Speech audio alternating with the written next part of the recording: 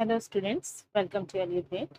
Well, this is our second session of BCom entrance examination business economics और इसके previous session में हमने basic information related to economics देखा था। ठीक है, अब इस सेशन में हम जो आगे के जो कॉन्सेप्ट्स हैं वो डिस्कस करेंगे, like elasticity of demand, electricity of supply and market structure and many more concepts.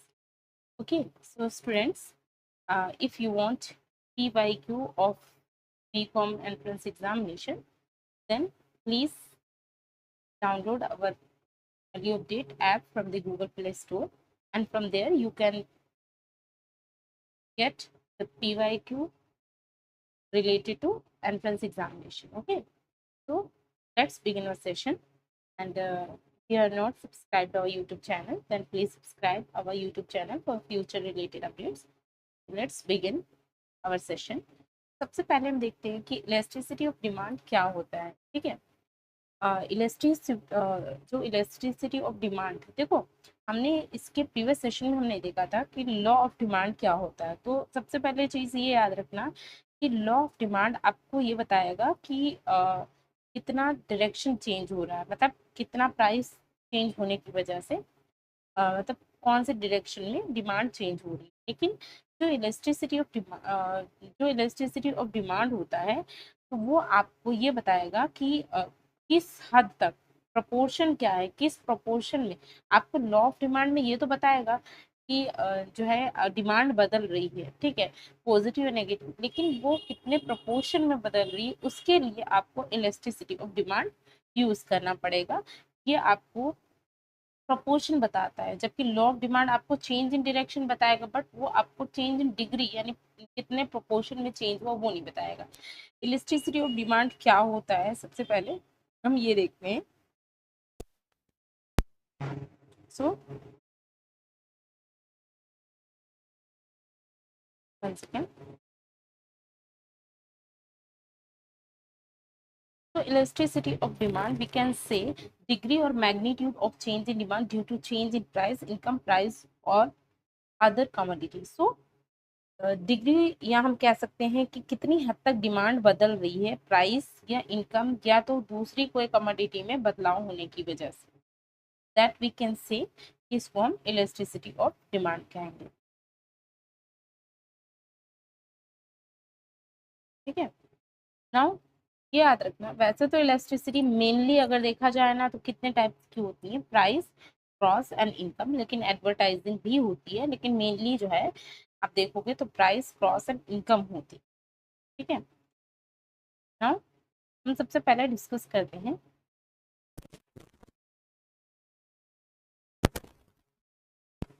हाँ, तो इलेक्ट्रिसिटी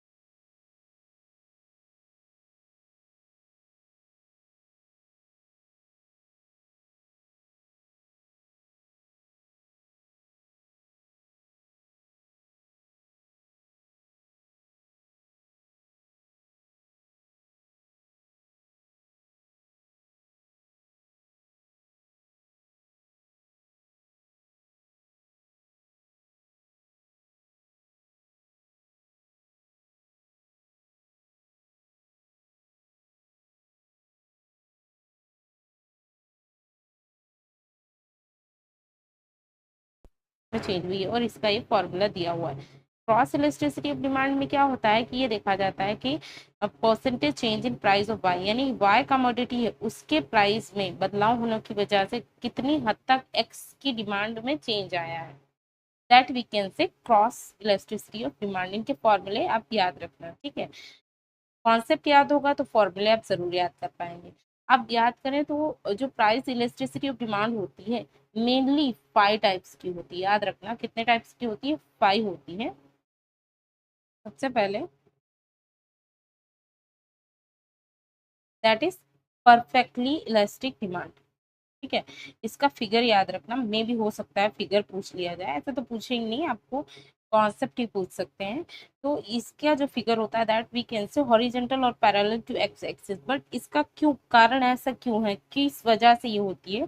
तो this is where we can say elasticity यहाँ पे इन्फिनाइट होती है। This happens when a minimal और negligible change in the price brings about an infinite change in the quantity demanded. We can say यहाँ पे क्या होता है कि बहुत कम, या हम कह सकते हैं जीरो के बराबर चेंज होता है प्राइस में, लेकिन यहाँ पे फिर भी जो क्वांटिटी डिमांडेड है उसमें बहुत हद तक बदलाव आता है, इन्फिनाइट चेंज आता है। आप देख सकते हो यहाँ पे प्राइस में बहुत कम बदलाव है, लेकिन यहाँ पे जो डिमांड है वो चेंज हो रही है। तो इसका फॉर्मूला यानी कि परफेक्टली इलास्टिक डिमांड, और ये याद रखना ईडी इक्वल टू इन्फिनाइट, ये साइन तो आपको याद रखनी है।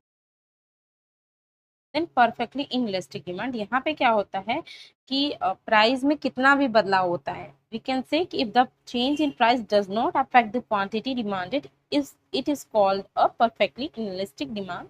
In this case the elasticity is zero. यहाँ पे देखो इलास्टिसिटी जीरो है, यहाँ पर लचीलापन है ही नहीं। क्यों? क्योंकि यहाँ पे प्राइस में कितना भी बदलाव आ रहा है, लेकिन उसकी वजह से डिमांड में कोई भी जो है उस पर असर नहीं हो रहा है। देख सकते हो आप यहाँ पे वर्टिकल और पैरेलल टू वाई एक्सिस होता है, that we can say perfectly inelastic. देखो इन इलास्टिक यानी कि इस पे कोई इफेक्ट नहीं पड़ रहा है। ठीक है, नाउ अब क्या है कि रिलेटिव और यूनिटरी इलेक्ट्रिक डिमांड, इसमें क्या होता है कि वी कैन से इलेक्ट्रिसिटी यहाँ पे देखो 1 होती है, ED equal to 1। It means that the percentage change in price is exactly equal to the percentage change in the quantity demand. यहाँ पे क्या होता है, जितना प्राइस में बदलाव होता है उतना ही क्वांटिटी में। जैसे कि आप यहाँ पे देख सकते हो वीकेंड से, जैसे कि 10 यूनिट्स थे डिमांड थे, और ₹10 प्राइस था। जब 20 रुपीज प्राइस हुआ तो 20 यूनिट्स डिमांड हो गई। तो वीकेंड से जितना एग्जैक्टली इसमें बदलाव है उतना उसमें भी बदलाव है, प्राइस एंड क्वांटिटी। तो इसका जब रिलेटिव या यूनिटरी इलास्टिक डिमांड बोलें तो उसका आपको साइन भी याद रखना है, ED equal to 1। Okay, now more than unitary elastic demand, यानी कि जहाँ पे जो more than unitary elastic demand, ठीक है, और या आप तो कह सकते हो रिलेटिवली इलास्टिक डिमांड भी बोल सकते हो, मोर देन यूनिटरी भी बोल सकते हो, या रिलेटिवली इलास्टिक डिमांड, यानी कि when a small change in price causes a big change in the demand it is called a relatively elastic demand. The value of elasticity is more than 1 in this case. ठीक है, यहाँ पे क्या होता है कि जैसे कि यहाँ पे अगर बहुत कम प्राइस में बदलाव आया है, लेकिन उसकी वजह से डिमांड में बहुत ज़्यादा चेंज आ रहा है। सपोज यहाँ पे 40% प्राइस चेंज हुआ, लेकिन 80% डिमांड चेंज हुई। तो यहाँ पे हम कह सकते हैं कि रिलेटिवली इलास्टिक या तो मोर देन यूनिटरी इलास्टिक डिमांड। ठीक है, यहाँ पे क्या होता है कि जो ईडी है वो क्या होता है, मोर देन 1 होता है। ठीक है, तो ठीक है, than less than unitary elastic demand, यानी कि relatively in elastic demand.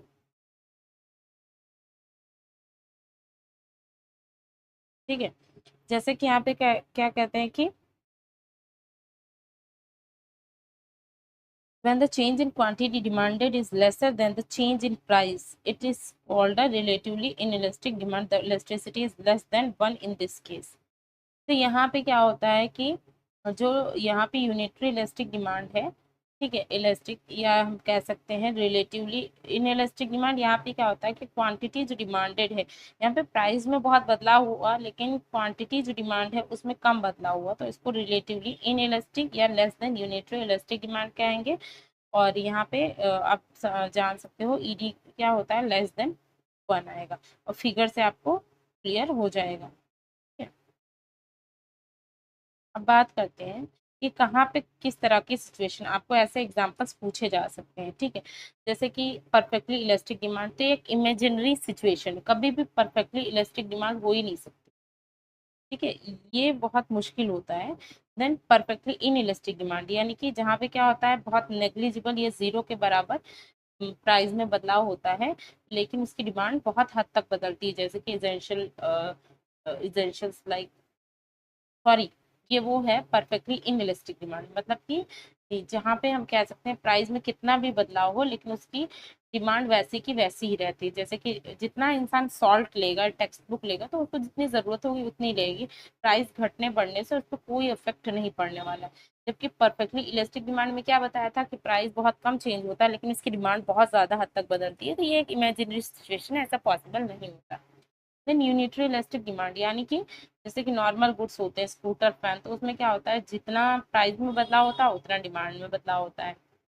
Then more than unitary elastic demand, यहाँ पे क्या होता है, ये मतलब ये सिचुएशन तब होती है जब जो जैसे वो जो प्रेस्टिजियस के लिए लोग यूज करते हैं, जैसे luxury like eating in a 5 star hotel, BMW car, तो वहाँ पे जो है ये आपको इलास्टिक डिमांड देखनी पड़ेगी। हमें मतलब हम कह सकते हैं लोग जो प्रेस्टेज शो करने के लिए जितना ज्यादा महंगा होगा उतनी ज्यादा वो डिमांड करते हैं, तो ये वहाँ पे पॉसिबल होता है।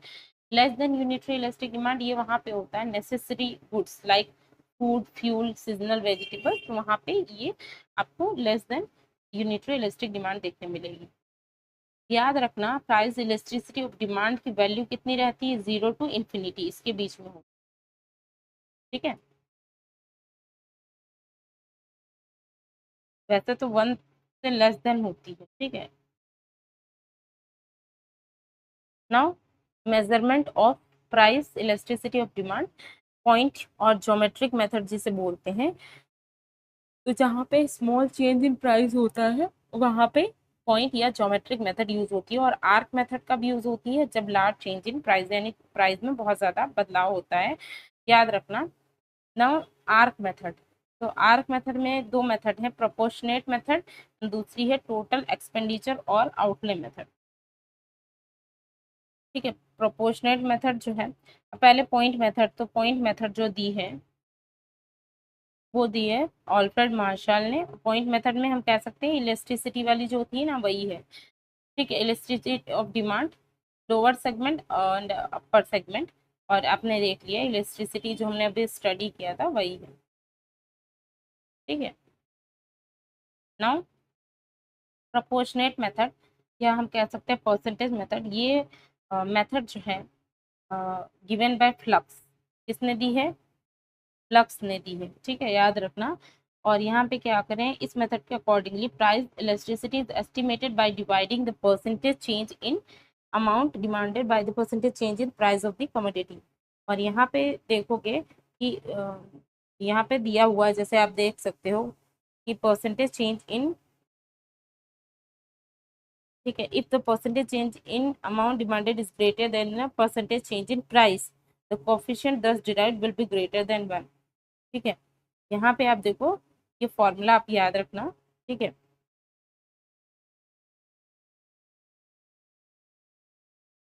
यहाँ पे देखो percentage change in quantity divided by percentage change in price. ठीक है, ये फॉर्मूला है। नाउ टोटल एक्सपेंडिचर या आउटले मेथड जिसे कहते हैं, टोटल एक्सपेंडिचर मेथड जो है ये किसने दी थी, ऑल्फ्रेड मार्शल ने दी है। ठीक है, और यहाँ पे इलास्टिक डिमांड का बताई है प्राइस माइनस में और एक्सपेंडिचर प्लस में, then price plus and expenditure minus. यहाँ पे क्या बोल रहे हैं कि ये मेथड है इलास्टिसिटी ऑफ डिमांड, कहते हैं कि आप मेजर कर सकते हो कितने हद तक टोटल एक्सपेंडिचर बदल रहा है, मतलब यहाँ पे एक्सपेंस को माना गया है, प्राइस में चेंज होने की वजह से कितना एक्सपेंडिचर चेंज हो रहा है।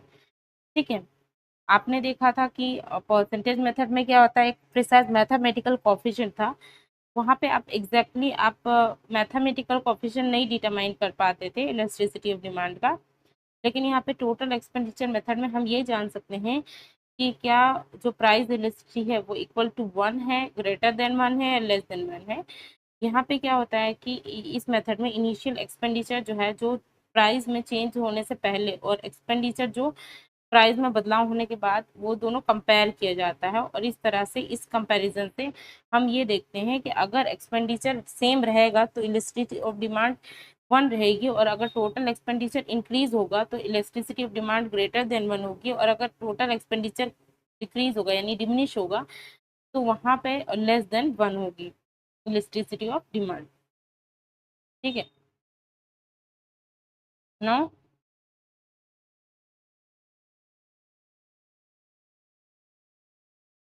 देखो इलास्टिक डिमांड में क्या होता है, जब प्राइस घटता है तो एक्सपेंडिचर बढ़ता है, और प्राइस बढ़ता है तो एक्सपेंडिचर घटता है। यहाँ पे इलास्टिक डिमांड आप देख सकते हो। ठीक है, जैसे कि प्राइस 6 था तो यूनिट 10 डिमांड हुए और एक्सपेंस 60 हो गया। देन यहाँ पे जब प्राइस 5 हुआ तो यहाँ पे यूनिट 13 हुए और एक्सपेंसेस क्या हो गया, बढ़ गए।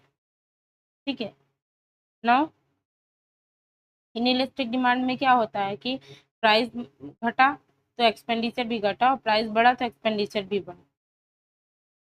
ठीक है, और ये एग्जांपल में दिया है। यूनिटरी में क्या होता है कि सेम डायरेक्शन में ही चेंज होता है। ठीक है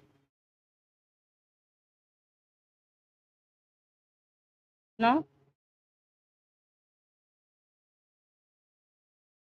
income elasticity of demand, we can say कि यहाँ पे क्या होता है कि percentage change in demand due to percentage change in income. इसका फॉर्मूला याद रखना, percentage change in demand divide by percentage change in income. और तीन टाइप की होती है income elasticity, positive income elasticity, negative income elasticity of demand, and zero income elasticity of demand.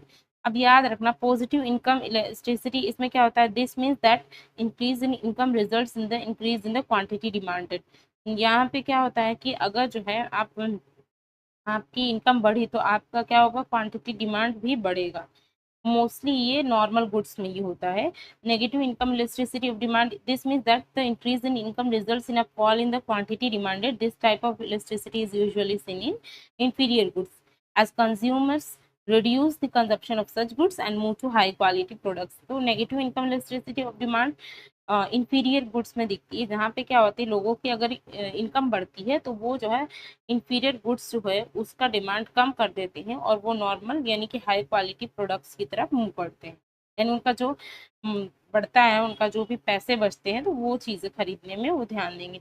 Zero elasticity of demand तब होती है, this means that a change in income does not cause any change in the quantity demanded. यानी लोगों की income में बदलाव होने से अगर कोई भी क्वांटिटी डिमांड में चेंज नहीं आता, that we can say zero income elasticity. ठीक है, अब बात कह रहे हैं कि इनकम इलास्टिसिटी अगर ग्रेटर देन यूनिटी हुई तो लग्जरी आइटम्स में होगी, और अगर है इक्वल टू यूनिटी हुई तो इन नॉर्मल गुड्स में होता है, और लेस देन यूनिटी हुई तो यहाँ पे नेसेसिटी गुड्स में होगा। अब बात करें तो अब एग्जांपल्स याद रखना। पॉजिटिव में देखो जैसे कि रिलेटेड विद लग्जरी गुड्स।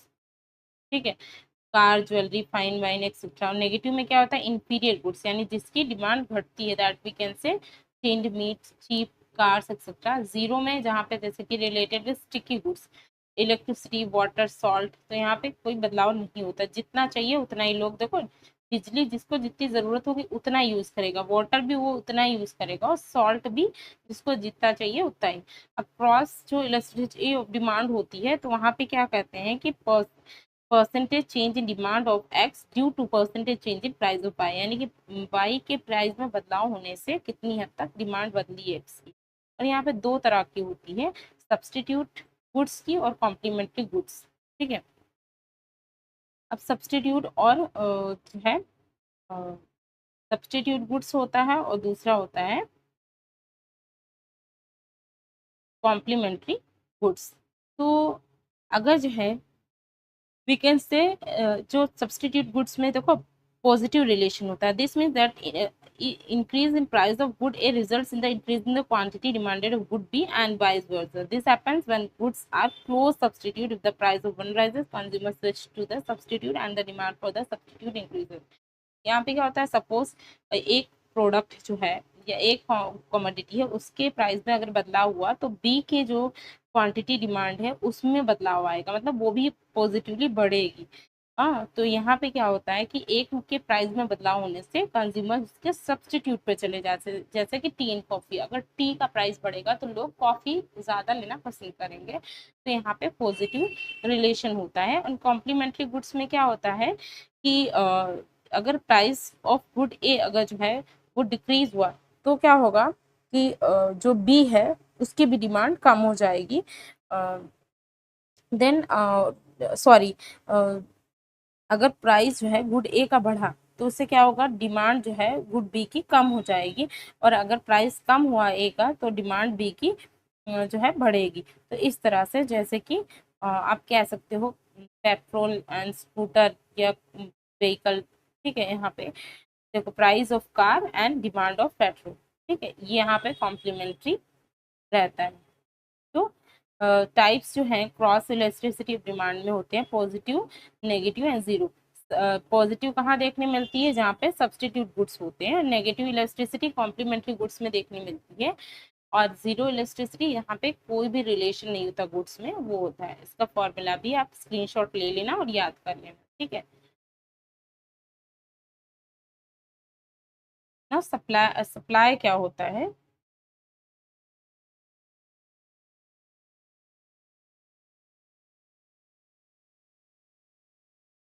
तो when producer or seller are ready to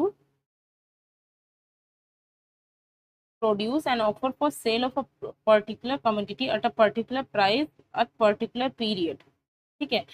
तो सप्लाई क्या होता है कि जब जो है जो लोग हैं, मतलब जो प्रोड्यूसर बोलते हैं, तो वो क्या है कि वो एक गिवन प्राइस पे, ठीक है, वो प्रोडक्शन के लिए भी तैयार है और वो सेल भी करना चाहते हैं पर्टिकुलर कमोडिटी को पर्टिकुलर प्राइस या पर्टिकुलर पीरियड में, तो हम उसको कहेंगे that we can say supply, ठीक है। तो सप्लाई कर्व हमेशा पॉजिटिव या हम कह सकते हैं अपवर्ड होती है। प्राइस और सप्लाई ऑफ कमोडिटी इनके बीच में पॉजिटिव रिलेशन होता है। अगर प्राइस बढ़ेगा तो सप्लाई बढ़ेगी, प्राइस डिक्रीज होगा तो सप्लाई भी घटेगी। सप्लाई जो है वो एक पार्ट है स्टॉक का, ठीक है, याद रखना। और सप्लाई जो है वो एक पीरियड ऑफ टाइम से रिलेटेड है, मतलब एग्जांपल आर, वीक या ईयर, ठीक है। सप्लाई फंक्शन याद रखना एस एक्स, ठीक है, सप्लाई ऑफ एक्स कमोडिटी ये। देन एफ यानी functional relationship in bracket, p x यानी price of commodity, p o price of other related goods, p i यानी कि price of factor of production, then t मतलब technology, g मतलब good और objective of producer, ठीक है। Then ओ मतलब other factors. ये क्या है, मैथमेटिकल रिलेशनशिप है सप्लाई फंक्शन। सप्लाई फंक्शन क्या होता है, mathematical relationship between supply of any commodity और उसके जो भी फैक्टर्स हो। अब बात करें लॉ ऑफ सप्लाई, तो यहाँ पे law of supply describe the relationship between price and amount supplied when all other variables remain constant, ceteris paribus. तो यहाँ पे क्या बोलते हैं कि जब दूसरे फैक्टर्स यानी अदर फैक्टर्स अगर कांस्टेंट होंगे और प्राइस अगर बढ़ेगा यानी higher the price, then larger the quantity supplied and vice versa, यानी अगर प्राइस बढ़ेगा तो सप्लाई बढ़ेगी और प्राइस घटेगा तो सप्लाई घटेगी। That we can say law of supply. और यहाँ पे एजम्पशन जो होते हैं, तो यहाँ पे कहा जाता है कि कीपिंग अदर फैक्टर्स कांस्टेंट, यानी दूसरे फैक्टर्स कांस्टेंट रहेंगे और जो भी प्राइस में बदलाव होगा तो वो सप्लाई में भी बदलाव होगा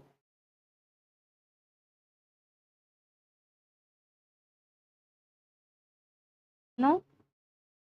डिटर्मिनेंट्स ऑफ सप्लाई में हम कह सकते हैं, ये फैक्टर्स कह सकते हो आप सप्लाई के, ठीक है, यानी एजम्पशन जो होते हैं, ठीक है। तो वो यहाँ पे प्राइस ऑफ द कमोडिटी जो डिटर्मिनेंट्स होते हैं सप्लाई के, तो price of commodity, input prices, price of related commodity, taxation policy, natural factors, goals of the firm, agreement among producer, nature of the commodity, याद रखना ये सारे डिटर्मिनेंट्स होते हैं सप्लाई के जो डिटरमाइन करते हैं कि सप्लाई कितनी होगी। अब यहाँ पे लॉ ऑफ सप्लाई में क्या एज्यूम किया जाता है, तो यहाँ पे एज्यूम होता है कि इनकम जो है बायर की या सेलर की, इट विल बी कांस्टेंट, यानी इसमें कोई बदलाव नहीं होगा। जो कंज्यूमर्स, सॉरी, यहाँ पे टेस्ट एंड प्रेफरेंस जो है लोगों का, वो भी क्या रहेगा, वो कांस्टेंट रहेगा, उसमें भी कोई चेंज नहीं होगा। Then cost of factors of production, यानी जो भी फैक्टर्स ऑफ प्रोडक्शन जो यूज़ किए जाते हैं उसका कॉस्ट भी सेम रहेगा, टैक्सेशन लॉस सेम रहेगी, टेक्नोलॉजी रिमेन्स कांस्टेंट, उसमें भी कोई बदलाव नहीं आएगा। ठीक है, प्रोड्यूसर्स के जो ऑब्जेक्टिव वो भी कांस्टेंट रहेंगे। तो ये सारे जो है एजम्पशंस है लॉ ऑफ सप्लाई के। अब लॉ ऑफ सप्लाई में कुछ क्रिटिसिजम्स भी हैं। ठीक है, तो याद रखना यहाँ ये सिर्फ और सिर्फ एक स्टेटिक, ठीक है, यानी जहाँ पे सारी चीजें कांस्टेंट है वहीं पे अप्लाई होगा।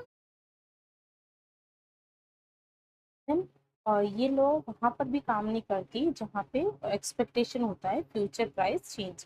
ठीक है, तो वहां पर भी ये लॉ काम नहीं करेगी जहाँ पे फ्यूचर एक्सपेक्टेशंस होते हैं। यानी कि जब सेलर एक्सपेक्ट करते हैं कि जो है प्राइस फ्यूचर में कम होगा तो सेलर जो है वो इस सिचुएशन में ज़्यादा सेल करना पसंद करेंगे, इवन वो चीपर प्राइस पर भी। ठीक है, उनको लगता है कि फ्यूचर में इसके प्राइस और कम होंगे तो वो ज़्यादा से ज़्यादा इस टाइम करेंटली वो क्या करेंगे, ज़्यादा सेल करेंगे। ठीक है, इससे क्या होता है कि और बहुत बार क्या होता है वो अगर एक्सपेक्ट करते हैं कि फ्यूचर में अगर प्राइस बढ़ेगा तो वो इस टाइम पे क्या होता है कि इवन उनको प्राइस अच्छे मिल रहे होते हैं लेकिन वो प्राइस फिर भी सप्लाई नहीं करते। उनको ऐसा लगता है कि आगे जाके उनको हायर प्राइस में मौका मिलेगा, वो सेल कर पाएंगे। तो यहाँ पर भी ये लॉ काम नहीं करती। देन ये लॉ जो है एग्रीकल्चरल प्रोडक्ट पे भी काम नहीं करती, क्योंकि एग्रीकल्चरल जो प्रोडक्ट्स होते हैं उनको एग्जेम्प्ट किया गया है रूल ऑफ सप्लाई से, क्योंकि वो तो जो है क्लाइमेटिक सर्कमस्टांसेस पे प्रोड्यूस होते हैं। मतलब कि हम कह सकते हैं कि अगर प्रोडक्शन एग्रीकल्चर गुड्स का अगर कम है तो हम कह सकते हैं अनएक्सपेक्टेड वेदर की वजह से हो सकता है, और वहाँ पे सप्लाई आप बढ़ा नहीं सकते। इवन हाइयर प्राइस पर भी आप सप्लाई बढ़ा ही नहीं पाओगे। देन पेरिशेबल गुड्स, वहाँ पर भी ये लॉ काम नहीं करेगी। मतलब कि जहाँ पे जो सेलर्स हैं वो ज़्यादा से ज़्यादा पेरिशेबल कमोडिटीज़ ऑफर करना चाहते हैं, जैसे कि फ्रूट्स, वेजिटेबल्स, दूसरे फ्रूट्स, इवन उनके प्राइस भी कम होंगे तब भी वो बेचेंगे। क्यों? क्योंकि इसको ज़्यादा लंबे टाइम तक स्टोर नहीं किया। देन रेयर आर्टिकल्स जो होते हैं, जैसे कि जो प्रीशियस या रेयर या आर्टिस्टिक आइटम्स होते हैं, वहाँ पर भी ये लॉ ऑफ सप्लाई काम नहीं करेगी। फॉर एग्जांपल इवन इनके प्राइस भी इंक्रीज होंगे तब भी जो नंबर है रेयर आइटम्स के वो कम ही रहेंगे। जैसे कि सपोज हम एग्जांपल लेते हैं मोनालिसा आर्ट वर्क, उसको आप इंक्रीज नहीं कर सकते। देन सप्लाई ऑफ लेबर, वहाँ पर भी ये लॉ काम नहीं करेगी।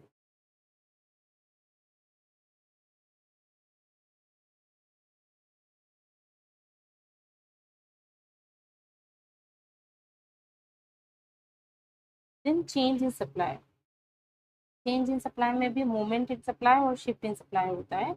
अगर जो है चेंज होता है सप्लाई में प्राइस में चेंज होने की वजह से, देन मूवमेंट होता है जहाँ पे एक्सटेंशन और कॉन्ट्रैक्शन। ठीक है, मतलब कि है सप्लाई बढ़ेगी या तो घटेगी प्राइस में चेंज होने की वजह से। लेकिन जो है जो अगर सपोज, यहाँ पे क्या हुआ कि जो सप्लाई वो बदली है लेकिन दूसरे फैक्टर्स में चेंजेस की वजह से, ठीक, अदर देन प्राइस, यानी प्राइस सेम है लेकिन दूसरे फैक्टर्स में बदलाव होने की वजह से अगर सप्लाई में चेंज आया है तो वहाँ पे इंक्रीज डिक्रीज देखने मिलेगा। यहाँ पे आप देख सकते हैं कि प्राइस सेम है लेकिन जो है अगर जो है अपवर्ड और राइटवर्ड डायरेक्शन में है वहाँ पे इंक्रीज होगा, और अगर जो है लेफ्टवर्ड डायरेक्शन में है, ठीक है, वो डिक्रीज है।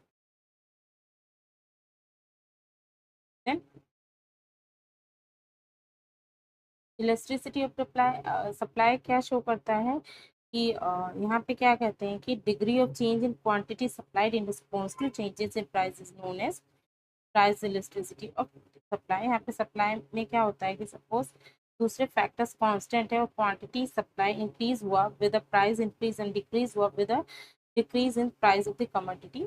ठीक है, और ये है फॉर्मूला, यानी कि percentage change in quantity supply due to percentage change in price. ठीक है, और यहाँ पर भी इसके मेजरमेंट के जो मेथड है percentage method, point method and arc method, जिनके फॉर्मूलाज दिए हुए हैं आप इनके इसके स्क्रीनशॉट ले लीजिए।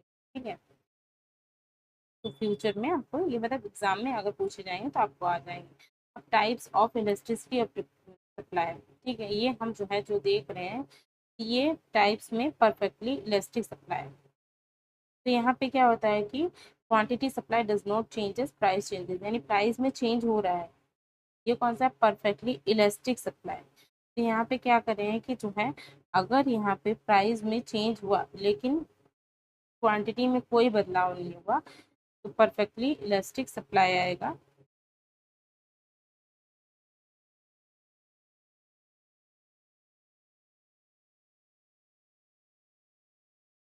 तो यहाँ पे आई थिंक ठीक है, तो यहाँ पे perfectly elastic supply, one second let me check,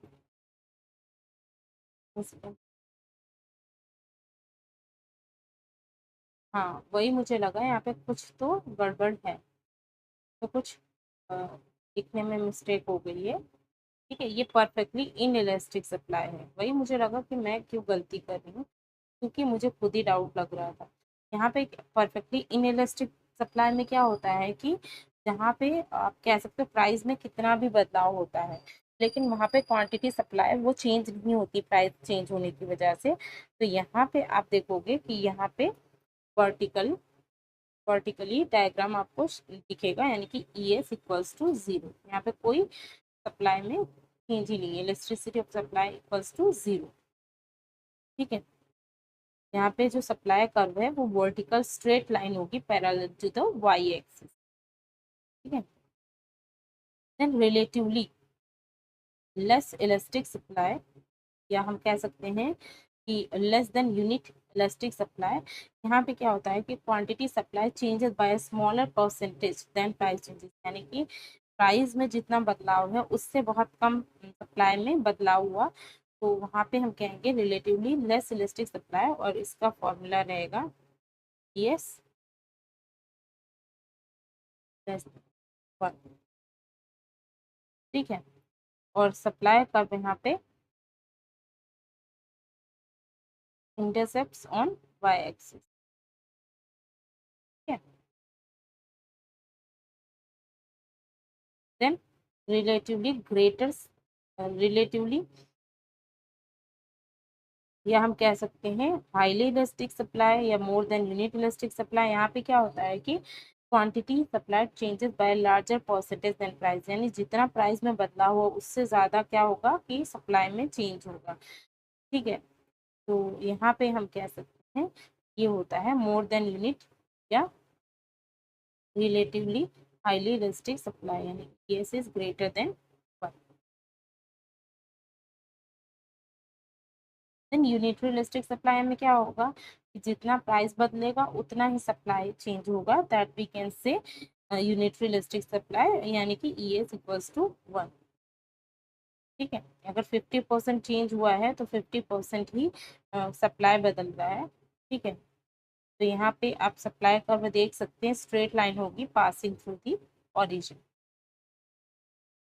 then perfectly elastic supply, तो मोस्टली ये जो है सप्लाई चेंजेस जो है ये पॉसिबल नहीं होता मेजर करना, और ये जो है यहाँ पे बता रहे हैं कि जब जो है अगर पर्टिकुलर प्राइस पे जो है इन्फिनिट सप्लाई हुआ कमोडिटी का विद, मतलब कि हम कह सकते हैं जहाँ पे जीरो या नेग्लिजिबल चेंज हुआ है प्राइस में और सप्लाई जो है वो जो है बहुत हद तक बदली है, तो वो परफेक्टली इलास्टिक सप्लाई होगा। ठीक है, यानी कि यहाँ पे क्या है कि सप्लायर्स जो है विलिंग है to sell only when the prices of the commodities are high, तो यहाँ पे जो है E S equals to infinite होगा। और यहाँ पे सप्लाई का हॉरिजॉन्टल स्ट्रेट लाइन में होगी पैरेलल टू एक्सिस। अब बात करें तो कंज्यूमर सरप्लस क्या होता है, तो ये ओरिजिनली इंट्रोड्यूस किया था फ्रेंच इंजीनियर आर्जेन जूलियस ड्यूपिट ने 1844 में, ये सारी इंफॉर्मेशन याद रखना। और इसको पॉपुलराइज किसने किया था, ऑल्फ्रेड मार्शल। मतलब कंज्यूमर सरप्लस का वैसे आइडिया दिया था फ्रेंच इंजीनियर आर्जेन जूलियस ड्यूपिट, बट इसको पॉपुलराइज किसने किया, ऑल्फ्रेड मार्शल। कंज्यूमर सरप्लस ये डिफरेंस होता है, मतलब कि कंज्यूमर कितना पे करना चाहते हैं और एक्चुअली वो कितना पे कर रहे हैं, उसके बीच में जो उनको जितना उनको ज़्यादा सेटिस्फेक्शन मिलता है, तो उसको हम कहेंगे कंज्यूमर सरप्लस, यानी कि उनका जितना एस्टिमेटेड प्राइस था और उन्होंने कितना एक्चुअल प्राइस पे किया उसका जो डिफरेंस है वो कंज्यूमर सरप्लस, यानी कि टोटल यूटिलिटी जो मिली और उन्होंने कितना प्राइस पे किया कमोडिटी का, मतलब उन्होंने जितना एक्सपेक्टेशन रखा था किसी कमोडिटी का यानी उनको यूटिलिटी उससे ज़्यादा मिल रही है लेकिन उनको प्राइस कम पे करना पड़ रहा है, तो वो हुआ कंज्यूमर सरप्लस। ठीक है, तो अगेन अनदर फॉर्मूला है total utility minus P into N, और सी एस यानी कि demand price minus actual price, यानी उनको कितना डिमांड प्राइस उन्होंने रखा है, एक्चुअल प्राइस कितना उन्होंने पे किया, तो उसके बीच का जो डिफरेंस है दैट इज कंज्यूमर सरप्लस। और ये कॉन्सेप्ट है ऑर्डिनल यूटिलिटी पे बेस्ड है। ठीक है, इसका डायग्राम आप देख सकते हो। यहाँ पे एजम्पशंस है कंज्यूमर सरप्लस का कि कोई सब्सटीट्यूट अवेलेबल नहीं होगा, इंडिपेंडेंट कमोडिटी होगी, मार्जिनल यूटिलिटी। देखो याद रखना ये मनी केस में, ये मनी के लिए ये कंज्यूमर सरप्लस नहीं होगा। क्यों? क्योंकि मनी की जो मार्जिनल यूटिलिटी होती है वो कांस्टेंट रहती है, मतलब वो कभी, आप देखो जो यूटिलिटी हमें मनी से मिलती है वो कभी भी कम ज्यादा नहीं होगी, जितना है उतना ही रहेगा, मतलब बढ़ती है कम नहीं रहती। ठीक है, यूटिलिटी कैन बी मेजर, यहाँ पे जो है एजम्पशंस है कि यूटिलिटी मेजर कर सकते हैं, और income, taste, fashion, time, place, interest में कोई भी चेंज नहीं होगा लोगों को। ठीक है, नाउ क्रिटिसिजम्स क्या है कि यूटिलिटी, मतलब यहाँ पे क्रिटिसिज्म है कि आप यूटिलिटी को जो है मेजर नहीं कर सकते, और मार्जिनल यूटिलिटी ऑफ मनी में भी चेंज होता है, लोगों की इनकम, इंटरेस्ट जो है वो कस्टमर की वो भी चेंज होती है। और यहाँ पे क्या कहा है कि कोई भी सब्सटीट्यूट नहीं है, तो ये रियलिस्टिक नहीं है, क्योंकि हर चीज़ के रियलिस्टिक, मतलब रियलिटी में हर चीज़ का सब्सटीट्यूट अवेलेबल होता है, और कंपलसरी और प्रेस्टिजियस कमोडिटी, तो उनके लिए भी ये जो है लॉ काम नहीं करेगा कंज्यूमर सर्विस। अब कॉस्ट क्या है, तो हम कह सकते हैं कोई भी प्रोडक्शन किया किसी भी प्रोडक्ट कमोडिटी का, तो उस पर जो एक्सपेंडिचर इंक्योर हुआ that we can say cost. और फंक्शनल रिलेशनशिप जो है कॉस्ट और आउटपुट की होती है, जो उसको कॉस्ट फंक्शन यानी कि एफ इन ब्रैकेट क्यू कहा जाता है। सी मतलब कॉस्ट, क्यू मतलब आउटपुट, एफ यानी कि functional relationship. Now types of cost होते हैं, जैसे कि total fix cost. Total fix cost में क्या होता है कि जो हम फिक्स फैक्टर ऑफ प्रोडक्शन के लिए जो पेमेंट करते हैं that is total fix cost. ठीक है, और इसको supplementary cost, general cost, unavoidable cost, indirect cost कहा जाता है। ठीक है, इसका फॉर्मूला है total fix cost equals to total cost minus total variable cost, और दूसरा होता है formula TFC equals to explicit fix cost plus implicit cost. और यहाँ पे क्या बोल रहे हैं, फिक्स कॉस्ट ऐसे होते हैं जो आप आउटपुट में अगर कोई बदलाव हुआ उसकी वजह से इसमें कोई बदलाव नहीं होता। इवन हम कह सकते हैं कि ये हमेशा मतलब फिक्स ही रहेंगे, ये कभी जीरो नहीं होंगे। इवन आप कोई प्रोडक्शन नहीं कर रहे हो फिर भी आपको प्रोडक्शन, इवन प्रोडक्शन बंद भी हो जाए लेकिन इसका जो कॉस्ट है वो जीरो नहीं हो सकता, सेम ही रहेगा। ठीक है, यानी जैसे रेंट होता है या इलेक्ट्रिसिटी बिल होता है, ये सारी चीज़ें। ठीक है, या मैनेजर सैलरी होती है, एम्प्लॉय सैलरी होती है, वो सभी इसमें आ जाएंगे। तो इसका आप देख सकते हो टोटल फिक्स कॉस्ट जो हॉरिजेंटल टू एक्स एक्सिस होता है। देन टोटल वेरिएबल कॉस्ट, यानी कि ये कॉस्ट क्या होता है, जितना आउटपुट में बदलाव होता है उस हिसाब से इसमें भी बदलाव होता है। इवन यानी अगर आप जीरो लेवल ऑफ आउटपुट होगा तो ये वेरिएबल कॉस्ट जीरो भी हो जाता है। तो वेरिएबल कॉस्ट को prime cost, direct cost, available cost कहा जाता है। एग्जांपल जैसे कि raw material, labour expenses on electricity etcetera, और इसका जो है आप कर्व भी देख सकते हो। ठीक है, अपवर्ड डायरेक्शन है। देन टोटल कॉस्ट में क्या होता है कि यहाँ पे fixed and variable factors in दोनों का होता है।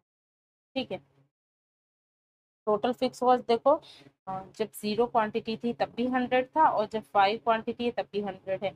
जबकि टीवीसी अब देखो जीरो पे जीरो था, देन ये बढ़ता गया, और टोटल कॉस्ट इन दोनों का प्लस करोगे तो आपको टोटल कॉस्ट मिल जाएगा।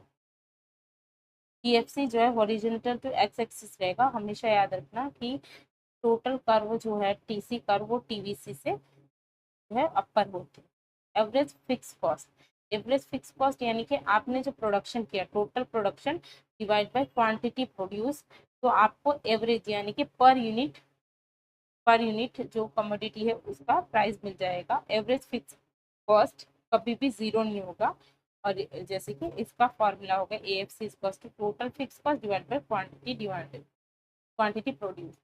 तो यहाँ पे ये इसका जो डायग्राम होगा वो रेक्टेंगुलर हाइपरबोला रहेगा। ठीक है, average variable cost per unit of output, यानी कि TBC डिवाइड बाय आप करोगे क्वांटिटी, तब आपको ABC मिल जाएगा।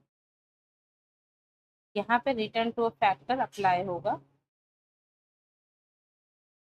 यहाँ पे आप देखो एवरेज वेरिएबल कॉस्ट जो है वो हॉकी शिप, ठीक है।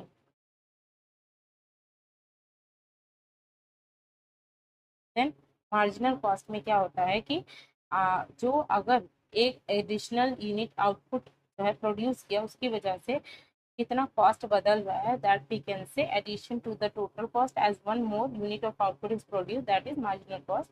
यानी MC marginal cost is equal to total cost of n units minus total cost of n, जो एडिशनल यूनिट माइनस 1। तो इसको हम कहेंगे कि ये हुआ M। ये फॉर्मूला दोनों याद रखें, ठीक है। Marginal cost is equal to percentage change in total cost divide by due to quantity demand, ठीक है। अब क्या बोल रहे हैं कि MC at initial stage of output declines and after certain point it rises, यानी मार्जिनल कॉस्ट जो है एक स्टार्टिंग में क्या होगा कि डिक्लाइन होगा, लेकिन एक पॉइंट के बाद ये बढ़ना स्टार्ट हो जाता है। अब डिफरेंट कॉस्ट होते हैं अलग अलग, जैसे कि अकाउंटिंग कॉस्ट, जिसको एक्सप्लिसिट कॉस्ट भी कहा जाता है, और ये एक्चुअली इंक्योर होता है और इसको बुक्स ऑफ अकाउंट में भी शो किया जाता है, जो कि जैसे कि प्रोड्यूसर ने जो पेमेंट किया एक्सटर्नल फैक्टर्स के लिए, that is accounting cost. Then economic cost, ये वाइडर है और इसमें इसमें अकाउंटिंग कॉस्ट भी इंक्लूड होता है। और इकोनॉमिक कॉस्ट में जैसे इंक्लूड होता है एक्सप्लिसिट कॉस्ट, इम्प्लिसिट कॉस्ट और नॉर्मल कॉस्ट, ये सारे आते हैं, ठीक है। संक कॉस्ट क्या होता है, जो कॉस्ट रिमेन अनचेंज होता है, मतलब कि जितनी भी एक्टिविटी में कोई भी बदलाव होता है लेकिन इसमें कोई भी बदलाव नहीं होता, जैसे कि depreciation, loan, rent of building etcetera, that is sunk cost. Then shut down cost, यानी कि अगर जो है टेम्पररी डिसकंटिन्यू किया गया कोई भी एक्टिविटी को, उसकी वजह से जो कॉस्ट इंक्योर करना पड़ रहा है फर्म को, that is shut down cost. Then opportunity cost, यानी कि देखो ये सबसे पहले डेविड एल ग्रीन ने यूज किया था 1894 में, और इसको alternative cost, transfer earning or cost of alternative foregone transfer price कहा जाता है। कि किस कहीं पर भी रिकॉर्ड नहीं किया जाता है बुक्स ऑफ अकाउंट में। अपॉर्चुनिटी कॉस्ट हम कह सकते हैं कि जो हमने बेस्ट अल्टरनेटिव चूज किया उसका जो कॉस्ट है, लेकिन दूसरा जो बेस्ट अल्टरनेटिव हम जो चूज करने वाले थे लेकिन वो चूज नहीं किया, जो नेक्स्ट बेस्ट अल्टरनेटिव था, उसका जो कॉस्ट होता है, दैट इज अपॉर्चुनिटी कॉस्ट। ना देखो कॉस्ट एक्सप्लिसिट एंड इम्प्लिसिट, जो कॉस्ट होता है, जो जैसे कि हमने हायरिंग किया या फैक्टर्स खरीदे हैं, तो उसके लिए जो हमने पेमेंट किया, ठीक है, दैट इज एक्सप्लिसिट कॉस्ट। ये एक पेमेंट कॉन्सेप्ट है, उसको बुक्स ऑफ अकाउंट में शो किया जाता है। इम्प्लिसिट कॉस्ट में क्या होता है, जो कॉस्ट ऑफ फैक्टर जो फर्म के पास है या जो प्रोडक्शन प्रोसेस में यूज किए गए, जिनको बुक्स ऑफ अकाउंट में शो नहीं किया जाता है, जैसे कि ओन सेल्फ ओन प्रीमाइजेस का जो रेंट होता है, दैट इज इम्प्लिसिट कॉस्ट।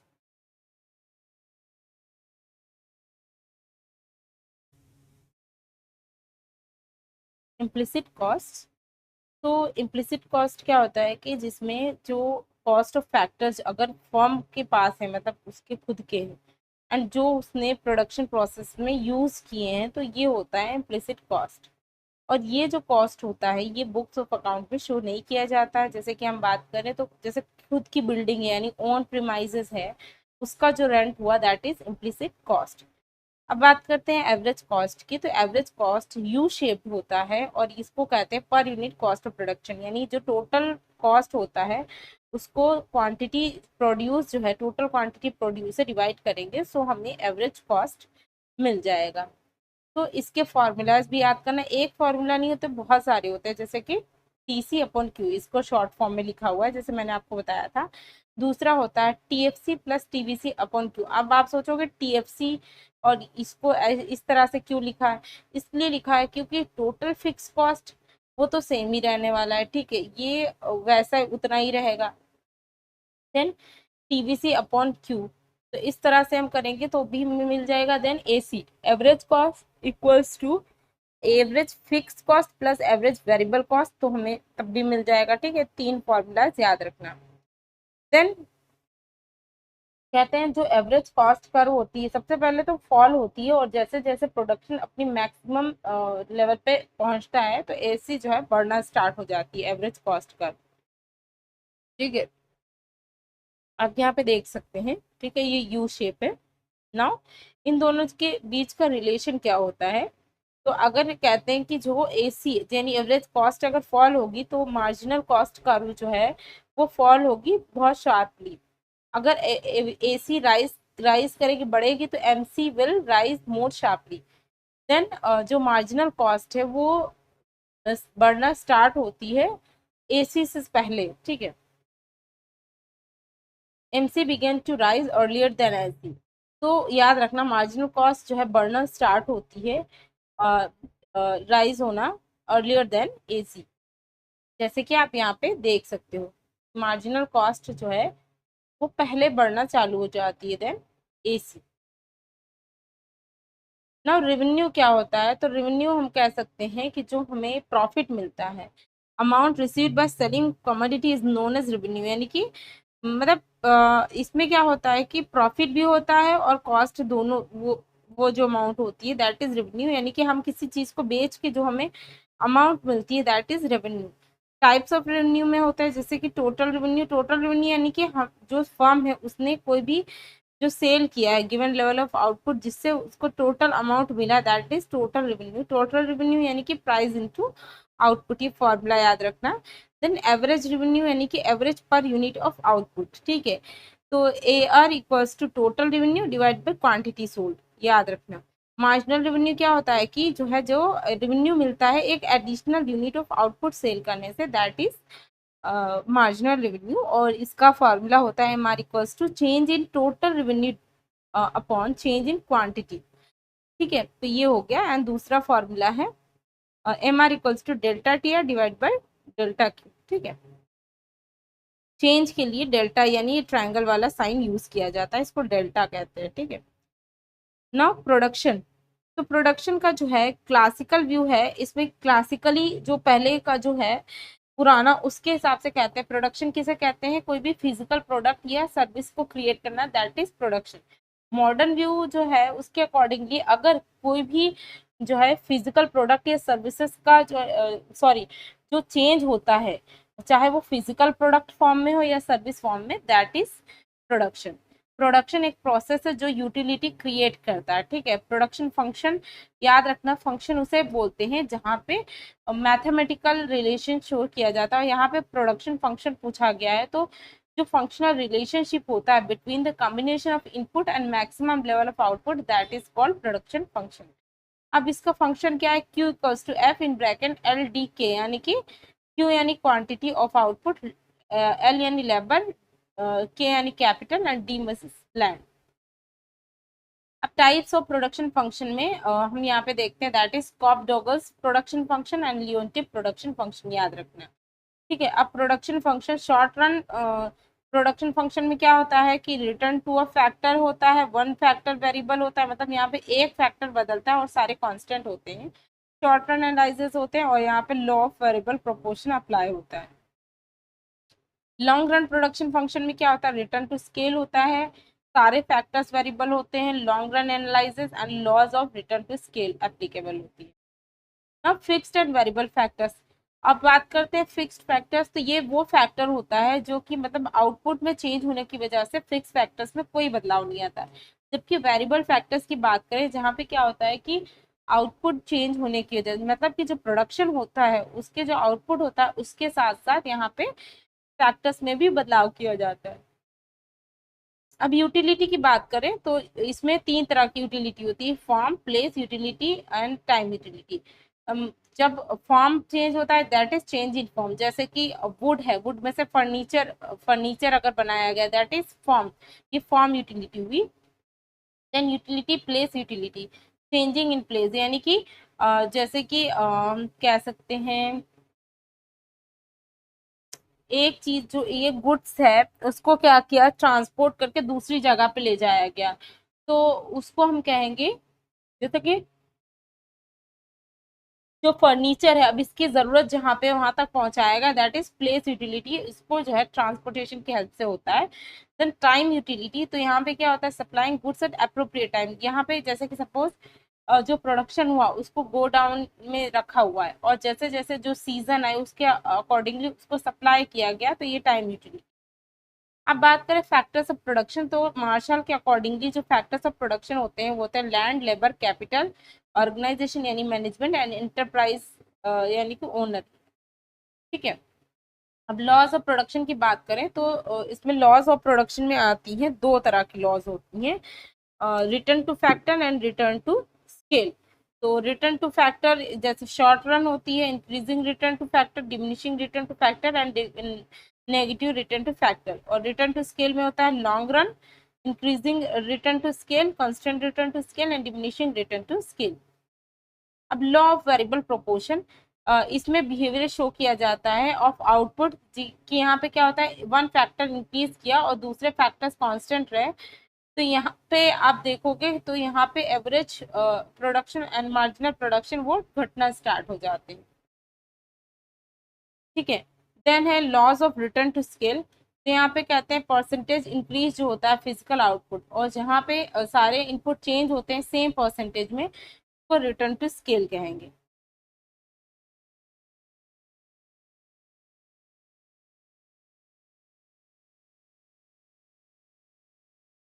ठीक है। तो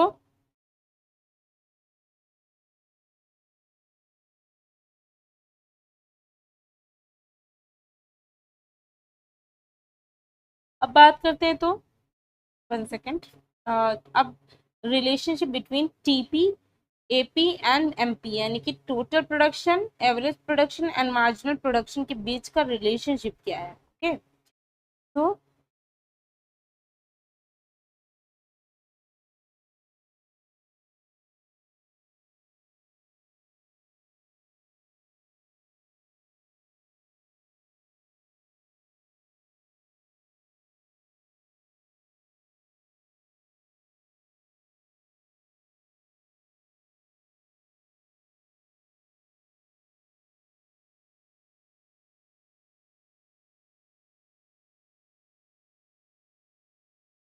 इनके बीच का रिलेशनशिप,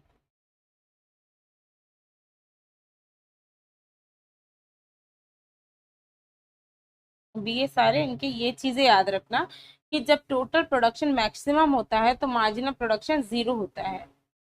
ठीक है। और जब जो है जैसे कि हमने देखा था ना यूटिलिटी वाले में, देखते हैं उसी हिसाब से कि जब हमारी टोटल यूटिलिटी मैक्सिमम होती है तो मार्जिनल यूटिलिटी हमारी जीरो हो जाती है। सेम वे में यहाँ पर भी इसी तरह से आप याद कर सकते हो, मैं याद करने के लिए आपको बोल रही हूँ। सेम वे में जब टोटल प्रोडक्शन फॉल होता है, ठीक है, तो मार्जिनल प्रोडक्शन नेगेटिव यानी कि माइनस में हो जाता है। जब एवरेज प्रोडक्शन मैक्सिमम होता है यानी कि सबसे ज्यादा होता है, तो marginal production equals to AP, दोनों इक्वल होंगे। जब टोटल प्रोडक्शन पॉजिटिव होगा, एपी भी पॉजिटिव होगी। एपी और एमपी यानी कि मार्जिनल प्रोडक्शन और एपी प्रोडक्शन जो है दोनों ही इन्वेस्टेड यू शेप्ड कर्व होते हैं, और एमपी कट करती AP at maximum point, MP equals to MP. अब बात करते हैं मार्केट क्या है, तो मार्केट रिफर्स टू मैकेनिज्म और an arrangement that facilitate contract between the buyer and seller for the sale and purchase of goods and services.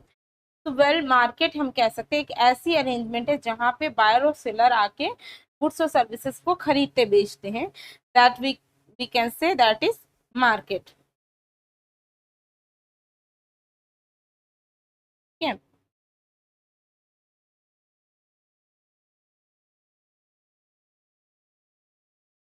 अब इसमें कौन कौन सी चीजें होती है, कंपोनेंट्स हम कह सकते हैं, तो बायर और सेलर होता है, प्रोडक्ट या सर्विस होती है, बार्गेनिंग होती है प्राइस की, कमोडिटी का प्राइस होता है, और जो कस्टमर्स होते हैं उनको नॉलेज होती है मार्केट कंडीशन की। नाउ क्लासिफिकेशन ऑफ मार्केट की बात करें, तो याद रखना किस तरह के होते हैं। एरिया के हिसाब से लोकल, रीजनल, नेशनल, इंटरनेशनल। ठीक है। Then on the basis of time, time के accordingly very short, short, long, very long. Competition के अकॉर्डिंगली होता है perfect, imperfect. Basis of function के accordingly mixed, sample, specialised. grading on the basis of commodity, the product, stock, bullion on the basis of legality, legal, illegal, perfect competition कैसी market, okay. तो perfect competition कह सकते हैं एक ऐसा market structure होता है जहाँ पे large number of small firms होते हैं, होमोजीनियस यानी एक जैसे प्रोडक्ट्स होते हैं, और यहाँ पे किसी तरह की एंट्री या एग्जिस्ट के बैरियर्स नहीं होते। तो इसके फीचर्स क्या हैं? Large number of buyer and seller होंगे, होमोजीनियस यानी एक जैसे प्रोडक्ट होते हैं, फ्री एंट्री एंड एग्जिस्ट होती है, और जो कस्टमर्स होते हैं, जो कंज्यूमर्स होते हैं, उनको परफेक्ट नॉलेज होती है मार्केट की। यहाँ पे फैक्टर्स ऑफ प्रोडक्शन भी परफेक्टली मोबाइल होते हैं। देन जो यहाँ पे सेलिंग और ट्रांसपोर्टेशन कॉस्ट नहीं होता, और यहाँ पे सारी जो प्राइस पॉलिसी होती है यूनिफॉर्म यानी एक जैसी होती है। देन हॉरिजॉन्टल रेवेन्यू कर्व होती है। Now equilibrium of firm under perfect competition, ठीक है। ये डायग्राम ध्यान में रखना, और इसके याद रखना A equals to M R equals to M C, ये वाला जो है इसमें, ठीक है। देन जो बी वाला फिगर, उसमें marginal revenue is greater then marginal cost, और मार्जिनल कॉस्ट कर कट करता है एम आर फ्रॉम बेलो। अब याद रखना शॉर्ट टर्म पीरियड में क्या होता है, सुपर नॉर्मल प्रॉफिट होता है, more then normal profit is super profit. इस केस में क्या होता है कि एवरेज रेवेन्यू है ना, वो एवरेज कॉस्ट से ज्यादा होता है, और मार्जिनल कॉस्ट और मार्जिनल रेवेन्यू इक्विलिब्रियम पॉइंट पे होता है। एसी कर्व जो है वो एमसी कर्व यानी कि मार्जिनल कॉस्ट कर्व से नीचे होती है, ठीक है। तो हम कह सकते हैं marginal cost is greater then AC. अब नॉर्मल प्रॉफिट की बात करें तो शॉर्ट पीरियड में ही नॉर्मल प्रॉफिट होता है, AC equals to A R, MC equals to AC. Normal profit को जीरो प्रॉफिट कहते हैं क्योंकि इसमें कॉस्ट ऑफ प्रोडक्शन भी इंक्लूड होता है। ये सुपर नॉर्मल लॉस का फिगर है, ठीक है।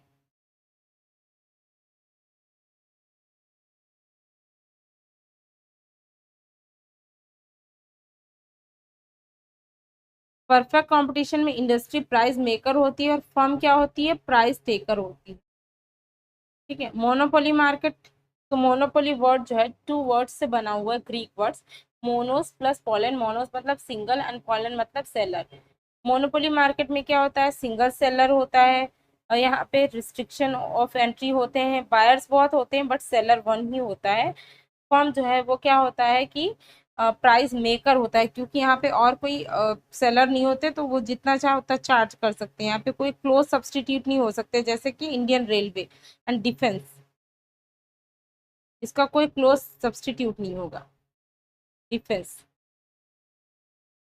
ठीक है। और इंडस्ट्री और फर्म्स क्या होते हैं, साइनोनियम्स होते हैं। इंडिपेंडेंट प्राइस पॉलिसी होती है, एवरेज और मार्जिनल जो है रेवेन्यू, ये दोनों स्लोप्स डाउनवर्ड होते हैं। इंडिपेंडेंट डिसीजंस होते हैं, प्रॉफिट यहाँ पे लॉन्ग रन नॉर्मल प्रॉफिट होता है, प्राइस डिस्क्रिमिनेशन भी होता है, यहाँ पे प्राइस में भेदभाव होता है। डिग्री ऑफ फुल कंट्रोल होता है, और यहाँ पे price elasticity is greater than 1।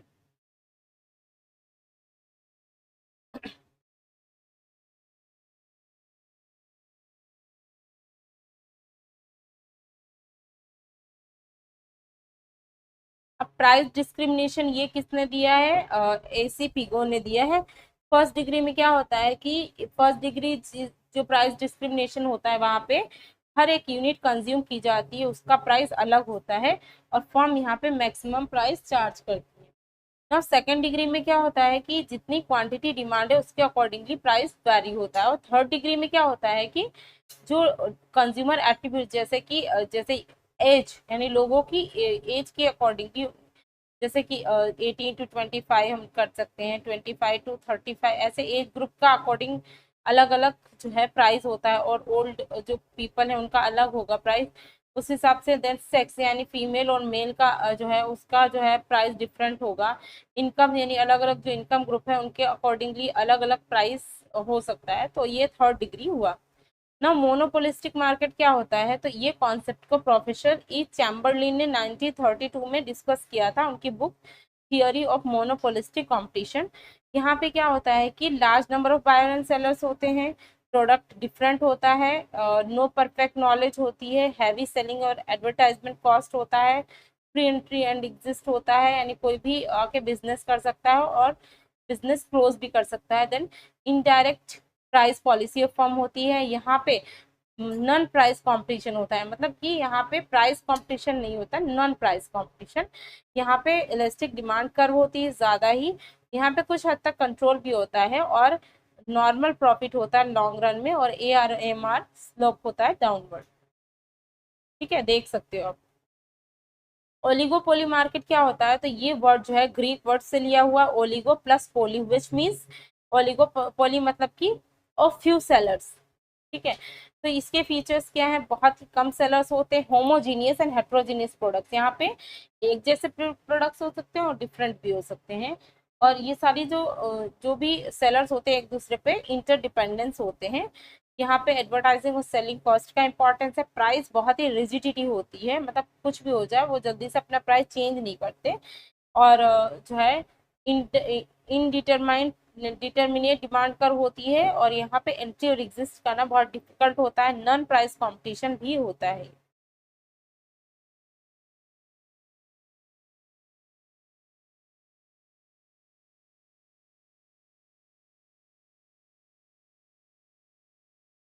अब बात करते हैं किंग डिमांड कर्व, तो किंग डिमांड कर्व जो है, ये जो ओलिगोपोलिस्टिक फर्म्स होती हैं उनका बिहेवियर शो करती है, जिसमें जो है क्या होता है कि जो राइवल फर्म्स है वो अपना प्राइस कम करती हैं मार्केट शेयर सिक्योर करने के लिए, बट वो अपना प्राइस इंक्रीज नहीं करते। ठीक है, तो यहाँ पे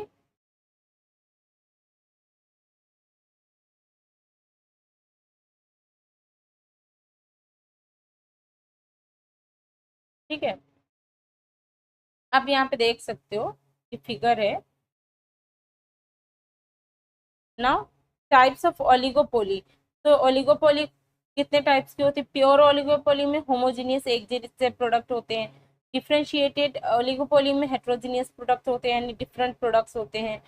देन ओलिगोपोली जो ओपन होती है उसमें फ्री एंट्री ऑफ फॉर्म होती है, क्लोज में क्या होता है कि एंट्री की कोई परमिशन नहीं होती, पार्शियल ओलिगोपोली में क्या होता है कि प्राइस लीडरशिप का एग्जिस्टेंस होता है, फुल ओलिगोपोली में क्या होता है, प्राइस लीडरशिप एब्सेंस होता है। देन कोल्यूसिव ओलिगोपोली, यहाँ पे क्या होता है कि जो फर्म है उनकी आपसी सहमति के साथ प्राइस और आउटपुट डिसाइड किया जाता है। नॉन कोल्यूसिव ओलिगोपोली में कोई एग्रीमेंट होता ही नहीं है फर्म्स के बीच में। नाउ मॉडल्स ऑफ ओलिगोपोली, तो याद रखना Cournot oligopoly model, Bertrand oligopoly model, Sweezy kinked demand curve model, collusive models, the cartel arrangement, the game theory, then duopoly market.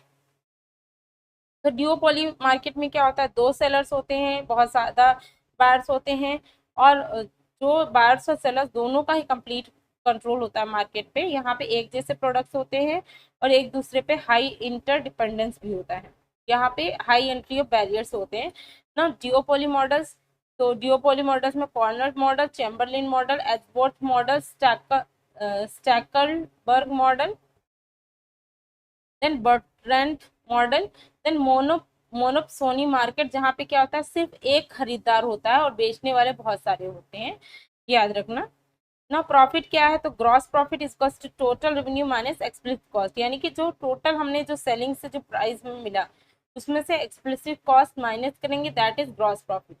Now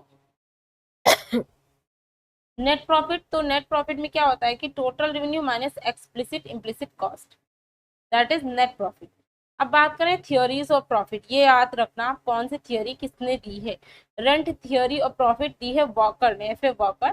veg theory of profit दी है Davenport ने।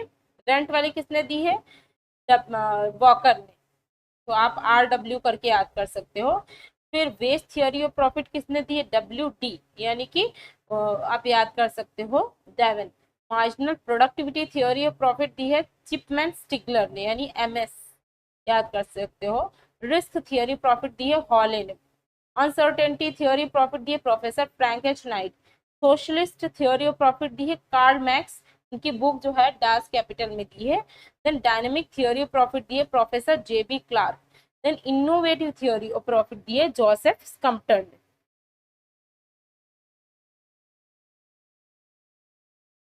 कुछ important points आपको याद रखने होंगे, जैसे कि फादर ऑफ इकोनॉमिक्स कौन है, एडम स्मिथ। देन ये जो जो पॉइंट्स है like micro and macro economics terms, ये किसने इंट्रोड्यूस किए? तो रैगनर फ्रिश ने। जो कॉन्सेप्ट है मार्जिनल यूटिलिटी एनालिसिस, ये किसने दिया? अल्फ्रेड मार्शल ने। Law of diminishing marginal utility और law of equi marginal utility दिए गॉर्जन ने। डिमांड जो पैराडॉक्स दिया गया for inferior goods, that is given by Robert Giffen. Then जो कॉन्सेप्ट है कंज्यूमर सरप्लस का, ये मार्शल ने दिया है। Author of value and capital, ये है J R. Hicks. Theory of circular causation, ये दिए रैगनर नक्स। कॉन्सेप्ट ऑफ जो indifference curve analysis, that is given by Hicks and Allen in 1881। Then revealed preference theory, that is given by Paul Samuelson. Substitution effect, Hicks and Allen. Scientific test to indifference curve analysis, that is given by F.Y.S. Ward. Principle of economics, तो ये जो है Alfred Marshall ने ये book लिखी थी 1890 में। ठीक है। Then diamond water paradox, that is given by Adam Smith. Language of economics, that is J.K. Galbraith। Degree of price discrimination given by A.C. Pigou. Demonstration effect Thorstein Veblen. ठीक है, Veblen effect जिसको कहा जाता है। Then product exhaustion theorem, that is given by Clark Wicksteed. Demand schedule at different price, that is given by Catherine. Monopsony concept, ये जो concept है monopsony, that is given by Mrs J Robinson. Then infant industry argument, ये किसने की थी? मतलब ऐसा कहा था कि इन्फेंट इंडस्ट्री भी होती है, that is given by Friedrich List. Then social accounting concept, that is given by JR. Hicks in 1970। Zero based budgeting, ये सबसे पहले जिमी कार्टर ने 1970 में इंट्रोड्यूस किया था। अब बात करें जीरो बेस्ड बजटिंग इंडिया में कब इंट्रोड्यूस हुआ, that is introduce in 1983। Then positive economic aspects, that is given by Robbins, Peter A. Peer. Welfare definition is given by Marshall. देखो ये डेफिनेशन जरूर याद रखना, अगर वेलफेयर डेफिनेशन पूछे तो मार्शल, वेल्थ डेफिनेशन पूछे तो एडम स्मिथ। ठीक है। Then population theory is given by welfare definition Marshall, wealth definition Adam Smith. Then population theory Robert Malthus. Theory of demand Marshall ने दी है। Theory of imperfect competition, John Robinson. Quasi rent introduced by Marshall. Positive science economics किसने कहा है? Robins ने कहा है। Scarcity definition भी रॉबिन्स ने दी है। Wealth of Nation, ये बुक एडम स्मिथ ने लिखी है। Then जो growth definition है, that is given by Paul Samuelson. Liquidity preference theory is given by Keynes. Modern theory of interest given by J.R. Hicks and Hansen. Theory of monopolistic competition, monopolistic, that is given by Chamberlain. Then general theory of employment, interest and money, it is written by James Keynes. Nature and significance of economic science, that is given by Robbins. Okay, तो यहाँ पे most of हमने वो सारे point discuss किए हैं जो कि आपके एग्जाम में पूछे जा सकते हैं इकोनॉमिक्स से। एंड ये जो लास्ट में ये सारी चीज़ें मैंने जो डिस्कस की है, अगर आपको ना याद रहा हो तो एक बार रिवाइंड करके फिर से जो है आप बैक में एक बार और वीडियो देख लेना, तो आपको ये सारे कॉन्सेप्ट समझ में आ जाएंगे और इसमें से 1-2 क्वेश्चन तो ऑलमोस्ट कवर होंगे ही।